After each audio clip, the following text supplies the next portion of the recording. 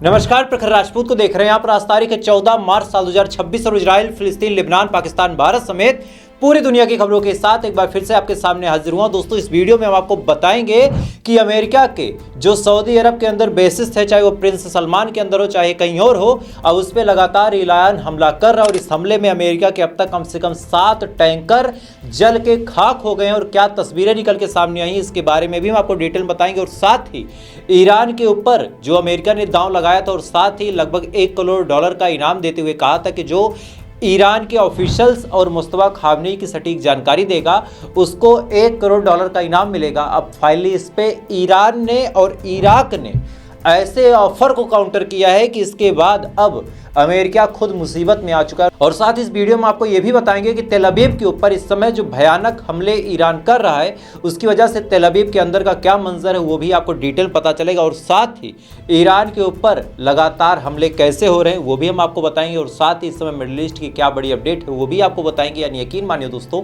आज की जो खबर है बहुत ज़्यादा है, बहुत ज़्यादा इंपॉर्टेंट है, इस वजह से वीडियो को लास्ट तक जरूर देखिएगा। चैनल पर नए हैं तो वीडियो को लाइक करके, चैनल को सब्सक्राइब करके अपना प्यार जरूर दीजिएगा। और साथ ही ईरान और इजराइल की इस जंग में आप किसके हक में खड़े हैं, आप किसके हक में दुआ करते हैं, कमेंट करके बताइएगा। और साथ इस वीडियो को 4-6 अंधभक्तों से शेयर जरूर कर दीजिएगा ताकि उन्हें भी पता चले कि ईरान उनका बाप है। खैर, आप शेयर लाइक सब्सक्राइब करते रहें, तब तक एक एक करके मैं आपको खबरें बताता हूं। और सबसे पहली खबर दोस्तों अमेरिका की ही बताऊंगा।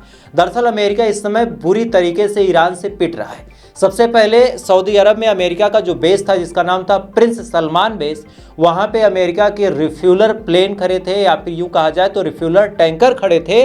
और फाइनली उस पे भी ईरान ने बड़ा हमला किया और अब तक 7 टैंकरों को मार के ध्वस्त कर दिया। और साथ ही इसके अलावा दोस्तों खबर ये भी निकल के सामने है कि तेल अवीव के ऊपर जो कल हमला हुआ था उस हमले के बाद तेल अवीव में इस समय भयानक तरीके से आग लगी है। करंट रिपोर्ट जो कि माना जाना चैनल है, खासकर सोशल मीडिया पे बड़ा एक्टिव रहता है, उसने कुछ तस्वीरें साझा की और वो तस्वीरें मैं आपको दिखा रहा हूँ स्क्रीन पे। और इसके अलावा मधुरेंद्र कुमार जो कि एक माने जाने पत्रकार इस समय मिडिल ईस्ट में एक्टिव है, उन्होंने वीडियो जारी करते हुए दिखाया कि कैसे इस समय बाकायदा इजराइल के अंदर धुंध और धूल और रेत के तूफान आ गए हैं। और मैं चाहूँगा कि उसका एक्सक्लूसिव वीडियो आप देखें।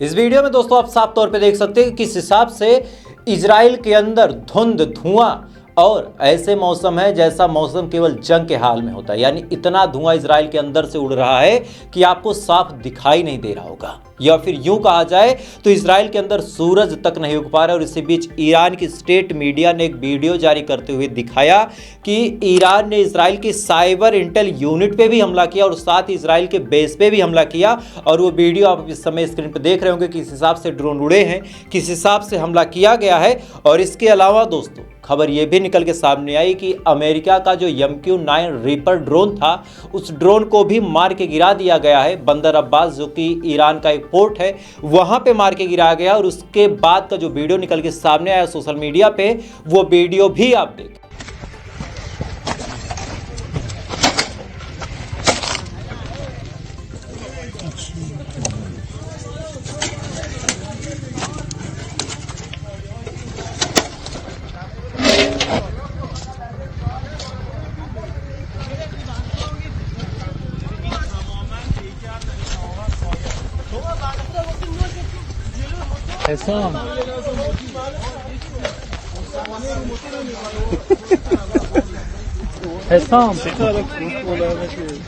इस वीडियो में दोस्तों आप साफ तौर पे देख सकते हैं कि किस हिसाब से MQ-9 जो इनका रीपर ड्रोन था, जिसके बारे में अमेरिका इतना बढ़ा चढ़ा के कहता था कि अरे इतना खतरनाक ड्रोन हमारा है कि दुनिया की काया पलट कर देगा, ईरान ने इनको बता दिया कि तुम क्या बोलते थे और हम क्या निकले।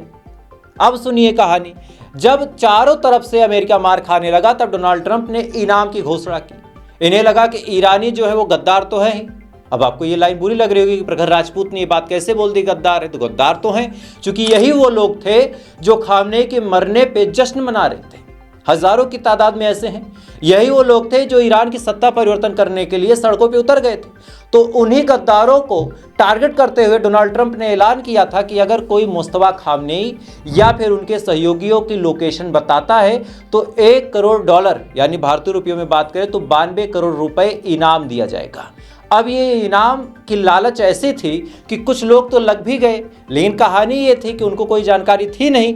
अब सुनिए कहानी कि जो इराक के अंदर मिलिटेंट ग्रुप है जो ईरान को सपोर्ट करते हैं, उन्होंने कहा कि बस इतनी सी बात, हम भी इनाम देते हैं। उन्होंने कहा कि अगर इराक या फिर उसके आसपास कोई भी एक्टिव हो, खासकर जो अमेरिका का कोई सीनियर डिप्लोमेट हो या फिर अमेरिका का कोई ऑफिशियल हो या फिर यूएस मिलिट्री पर्सन हो, अगर ऐसे किसी इंसान की कोई जानकारी हमें कोई पहुंचाता है, यानी किसी अमेरिका के आर्मी के जवान की लोकेशन या फिर अमेरिका के किसी ऑफिशियल की लोकेशन, तो ऐसे हाल में हम 150 मिलियन जो ईरान की करेंसी है उतना इनाम देंगे।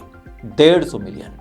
अब ये इनाम इतना ज़्यादा है कि जाहिर सी बात है कि अमेरिका के सैनिकों के ऊपर लगातार मुसीबतें बढ़ती चली जा रही हैं और ऐसे हाल में अमेरिका के सैनिक अब छुपने पे मजबूर है। और इसी बीच अब बड़ी खबर सुनिए कि जो ईरान की आर्मी के स्पोक पर्सन है, ईरान की आर्मी के स्पोक पर्सन ने बड़ा बयान जारी करते हुए कहा कि यूएई यानी यूनाइटेड अरब अमीरात के पास चाहे जितने पोर्ट हैं, चाहे जितने डॉकिंग एरिया हैं और साथ ही जहां पे अमेरिकन आर्मी के लोग रहा करते हैं, वहां से दुबई के लोग जितनी दूरी बना सकते हैं बना लें, क्योंकि वहां पे हम इंटेंस हमले करेंगे। क्या कुछ ईरान के स्पोक पर्सन ने कहा, थोड़ा सा सुने आप। کشور امارات جزیره ایرانی بوموسا را هدف موشک‌های خود قرار داده است. به سران کشور امارات اعلام می‌داریم جمهوری اسلامی ایران حق مشروع خود می‌داند در دفاع از حاکمیت ملی و سرزمین خود مبدأ شلیک موشک‌های دشمن آمریکایی را در بنادر کشتیرانی، اسکله‌ها و مخفیگاه نظامیان آمریکا در پناه برخی از شهرهای امارات را مورد اصابت و هدف قرار دهد. इस वीडियो में दोस्तों आप साफ तौर पे सुन सकते हैं कि ईरान ने अब साफ तौर पे खुली धमकी दी है और कहा है कि ये बहुत सिंपल सी बात है। जो लोग ये कंप्लेन करते थे, ये क्लेम करते थे कि यार ईरान के लोग इतना बुरा हमला कर रहे हैं, ईरान के लोग हमारी जान के प्यासे हो गए, साफ तौर पे ईरान ने कहा कि देखो हमारी दुश्मनी तुमसे नहीं है, बस एक काम करो, तुम पोर्ट से दूरी बना लो, यानी जहां बंदरगाह है वहां से दूर हो जाओ, जो डॉकिंग एरिया है जहां पे शिप्स खड़े होते हैं वहां से दूरी बना लो, और साथ ही जहां पे अमेरिका की मिलिट्री के लोग हैं वहां से दूरी बना लो।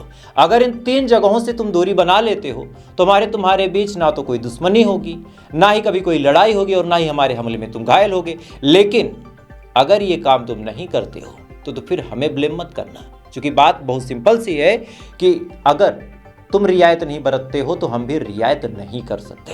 खैर इसी बीच दोस्तों बड़ी अपडेट ये निकल के सामने आ रही कि स्ट्रेट ऑफ हार्मोज को पार करके एलपीजी से लदे हुए 2 टैंकर, जिनमें से एक का नाम शिवालिक है और दूसरे का नाम नंदा देवी है, इन पे भारत का झंडा लगा हुआ था और ये स्ट्रेट ऑफ हार्मोज को आराम से पार करके भारत के लिए आ रहे हैं।